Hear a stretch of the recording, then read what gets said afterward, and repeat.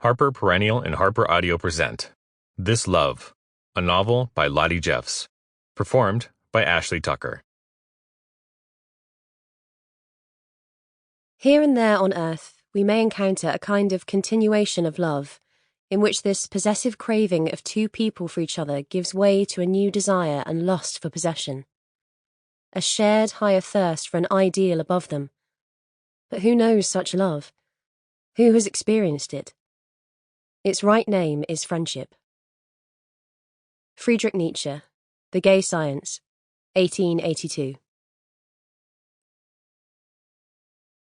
We are, I am, you are by cowardice or courage, the one who find our way back to this scene, carrying a knife, a camera, a book of myths, in which our names do not appear. Adrienne Rich, Diving into the Wreck. Poems in this novel were written as Ari by the poet Thomas Stewart. Part 1. Chapter 1. Leeds, September 2014. A flash of white light and a hot blast of air, dense with sweat and poppers, spilled out onto the terrace as the door to the club opened, then quickly closed. It was dark again. The Britney remix reduced to a dull thud of bass. A girl, no, a boy, approached Mae on the bench where she sat under a string of broken fairy lights, staring into an empty pint glass. "Are you okay?" Mae put the back of her hand to her mouth as if to stifle the answer. She tasted salt from tequila shots. She looked up blankly. A few rebellious strands of her white blonde hair had escaped her otherwise perfect quiff. "Do you really want to know?" she asked. The boy nodded and sat down next to her. Mae's black leather trousers squeaked as she shuffled to make space.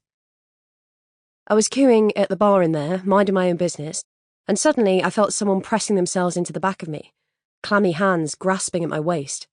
She shuddered. Seemed marginally more likely that this was a come-on than a pickpocket attempt, so I turned around, clocked that it was a girl who makes the most furious notes in lectures, and she kissed me. Or I kissed her. Whatever. There was kissing. "You move fast." "I move drunk." She coughed, put the pint glass on the floor by her feet and crossed her legs, kicking the glass with the heel of her DMs so it smashed into shards on the flagstones. "Shit. Sorry, I'm a disaster." The boy took a beige leather driving glove from his coat pocket, slipped his hand into it and carefully picked up the pieces. He walked across the terrace, which was really overstating the club's afterthought of outside space, to place them in a chewing gum-covered bin. It gave Mae a chance to appreciate his long, dark hair, which was pulled into a knot on the top of his head. She realised his legs were bare under his coat. He was wearing denim shorts, a white tank top, and Chelsea boots. He looked like a wayward gay cowboy, and as he made his way back over, she noticed a long string of pearls wrapped twice around his neck. He took his seat, brushing the motes of shattered glass from his glove. "Go on," he said. Mae took a deep breath. He smelt of old-fashioned eau de cologne. She picked up her story.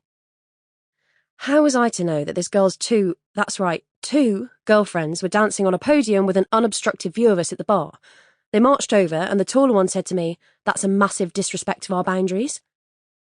"They're a throuple," the boy said sagely. "Sure, but the girl who kissed me certainly didn't mention it. Then she shouted, 'Open means open, Lisa!' And this Lisa character goes, 'We had an agreement, we wrote it down.' And I'm there like, 'I did not sign up for this, you lot are messy.' So I snuck off, out here, and left them to argue. I don't see why I should be the one whose night is ruined because of their dramas." It was cold on the terrace, but the tequila still burned in Mae's chest. She yawned, exhausted by the effort it was to be her sometimes. She unrolled the sleeves of her dark denim shirt and sat on her hands to keep them warm. "You know, I think I'm done with getting tangled up in other people's issues." "Word," the boy said, and nodded. Mae noticed his American accent then.